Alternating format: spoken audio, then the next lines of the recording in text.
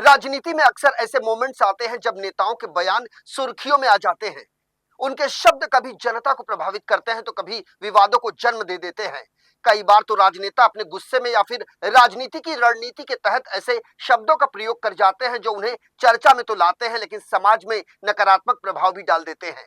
इन बिगड़े बोलों के पीछे का कारण राजनीतिक माहौल, व्यक्तिगत आक्षेप और कभी कभी कूटनीतिक चाल होती है।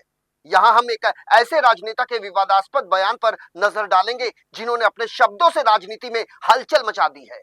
नमस्कार, आप देख रहे हैं डीसी न्यूज इंडिया और मैं हूं आपके साथ संजय मिश्रा। आज हम बात करेंगे भारतीय जनता पार्टी के फायर ब्रांड नेता और महाराष्ट्र के कैबिनेट मंत्री नीतीश राणे की, जिनके मुखार बिंद से कुछ ऐसा निकल गया जिससे महाराष्ट्र की सियासत में भूचाल आ गया। जी हाँ, 24 घंटे के लिए पुलिस को छुट्टी पर भेज दो, हिंदू अपनी ताकत दिखा देंगे, मस्जिदों में घुसकर चुन चुन कर मारेंगे। जो हिंदुओं को तिरछी नजर देखेगा वो अपने अब्बा का चेहरा भी नहीं देख पाएगा। अगर कोई ओवैसी की जुबान काट कर लाएगा तो उसे इनाम दिया जाएगा। इन वाक्यों को कहने वाला नेता कोई और नहीं बल्कि भारतीय जनता पार्टी के नीतीश राणे हैं, जो वर्तमान में महाराष्ट्र की महायुति सरकार में कैबिनेट मंत्री हैं, जो इस समय मत्स्य पालन और बंदरगाह विकास मंत्रालय के मुखिया हैं। उनके इस तरह के विवादास्पद बयानों ने पहले ही विवाद खड़ा कर दिया था, लेकिन इस बार उन्होंने एक ऐसा बयान दे दिया है जिसकी चिंगारी शोला बनकर भड़कने लगी है। जी हां, अभी हाल ही में नीतीश राणे ने केरल को मिनी पाकिस्तान बता दिया।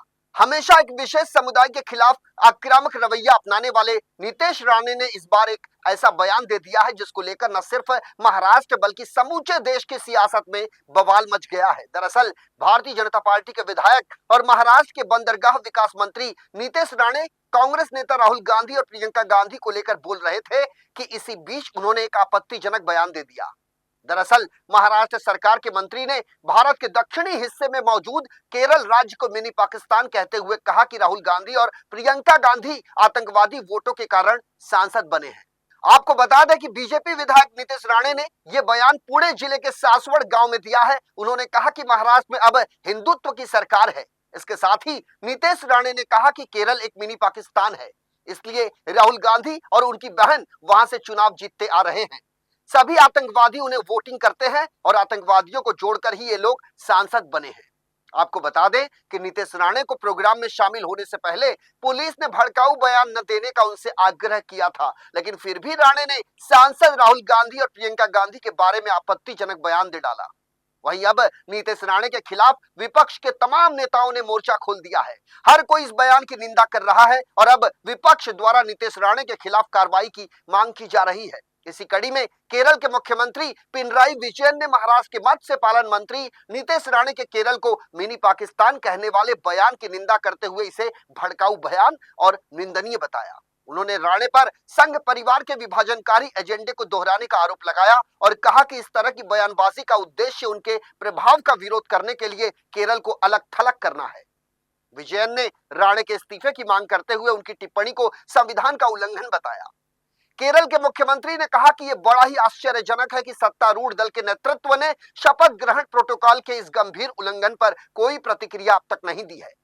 उन्होंने सोशल मीडिया पर भी इस टिप्पणी की निंदा करते हुए इसे बेहद दुर्भावनापूर्ण और पूरी तरह से निंदनीय बताया। उन्होंने धर्मनिरपेक्ष और लोकतांत्रिक ताकतों से हेट कैंपेन के खिलाफ एकजुट होने की अपील की।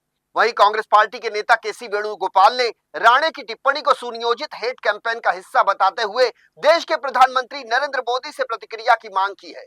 एआईएमआईएम के नेता वारिस पठान ने भी कड़ी प्रतिक्रिया दी है और कहा कि नीतीश राणे को बकवास करने की आदत सी हो गई है। वो मुसलमानों के खिलाफ जहर उगलते रहते हैं। उन्होंने पहले भी कहा था कि मुसलमानों को मस्जिद में घुसकर मारेंगे और अब केरल को मिनी पाकिस्तान बता रहे हैं। उन्हें तो सरकार की तरफ से शह प्राप्त है। वारिस पठान ने मुख्यमंत्री देवेंद्र फडणवीस से इस मुद्दे पर ध्यान देने और नीतीश राणे के खिलाफ उचित कार्रवाई करने की मांग की है। वहीं समाजवादी पार्टी के नेता अबू आसिम आजमी ने नीतीश राणे के बयान पर कड़ी आपत्ति जताई है और उन्होंने कहा कि वो केवल नफरत फैलाने का काम करते हैं।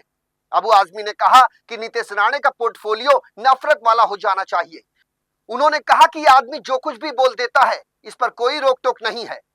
अबू आसिम आजमी ने यह भी कहा कि मुझे खुशी है इस बात की कि केरल एक धर्मनिरपेक्ष राज्य है जो नफरत करने वालों को अपने यहाँ पनपने नहीं देता और यही कारण है कि अब सत्ता पक्ष का कलेजा फट रहा है। वहीं चौतरफा आलोचना के बाद नीतीश राणे ने अपनी टिप्पणी पर सफाई देते हुए कहा कि वो केरल और पाकिस्तान की स्थिति के बीच तुलना कर रहे थे। उन्होंने कहा कि जिस तरह से पाकिस्तान में हिंदुओं के साथ व्यवहार किया जाता है, अगर हमारे देश में ऐसी स्थिति होती है तो हमें उसके खिलाफ कार्रवाई करनी चाहिए। आपको बता दें कि महाराष्ट्र सरकार के इस मंत्री का ये कोई पहला विवादित बयान नहीं है। इससे पहले भी उन्होंने कई आपत्तिजनक बयान दिए हैं।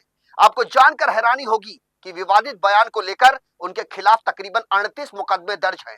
इसी बीते साल के सितंबर महीने में राणे के खिलाफ विवादित बयान देने को लेकर एफआईआर दर्ज की गई थी। दरअसल नीतीश राणे ने नवी मुंबई में एक गणपति कार्यक्रम में भाषण के दौरान अल्पसंख्यक समुदाय को लेकर विवादास्पद बयान दिया था। वहीं आर्थिक राजधानी मुंबई से सटे मीरा रोड में जनवरी 2024 में हुई सांप्रदायिक हिंसा की घटना के बाद अल्पसंख्यक समुदाय को कथित तौर पर धमकाने के लिए राणे के खिलाफ नफरत भरे भाषण के 4 मामले अप्रैल 2024 में दर्ज किए गए थे।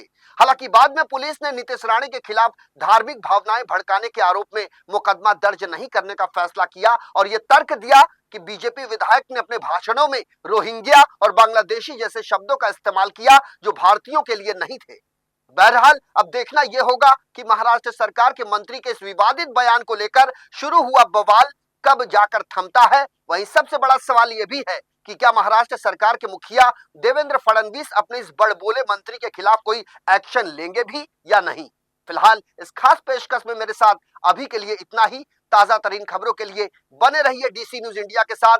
पूरी टीम के साथ मुझे आने संजय मिश्रा को दीजिए इजाजत। नमस्कार।